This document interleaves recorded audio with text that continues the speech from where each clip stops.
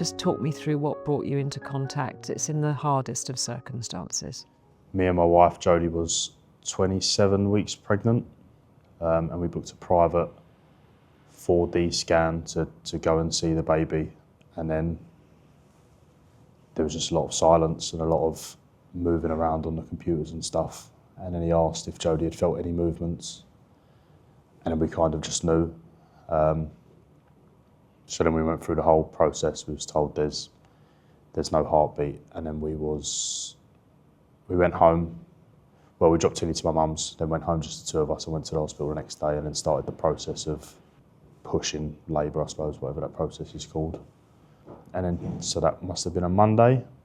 So we started the process on a Tuesday, and then Lola come on a Thursday night.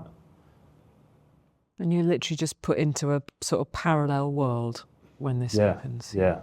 So you walk through the labour ward where there's people that are having their babies, and you can hear cries, and you know you're not going to hear that cry for yourself. And then you go into the forget-me-not suite, and then there was a cooling cot there, and then eventually Lola laid in that for about maybe 24 hours we had with her. That was the first time I ever heard about a cooling cot. I suppose there's no need to know about cooling cots until you're in that situation, I suppose. Just for those who won't know what a cooling cot is because of exactly the circumstances that you describe, what is a cooling cot, and most importantly, what does it offer parents in the situation in which you and Jodie found yourselves? So it's just like it's a normal cot, but it's attached to a refrigerated unit which just stops nature from taking its course when a baby is not there with a heartbeat, I suppose. So when Lola was sleeping, we may have had maybe hours, if that. She was really small. So she was born at 27 weeks, but she was measuring 21, or 22.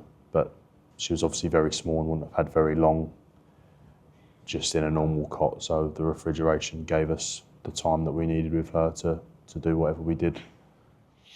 And what did those hours give you then, those extra hours, those really, it's incredibly precious to get that time, isn't it? Yeah, so she was born at 9:25 at night, so there was a lot of photos, a lot of just holding her, and obviously we both stayed there that night. And even like this morning, this morning I woke up next to Jodie and Tilly, and you kind of just expect that to be taken for granted. But I only got one morning to wake up next to Lola. But that's one more morning than I would have had we not had that. And then the next day, Jodie's family got to come along. My mum and my brothers got to come along and meet Lola.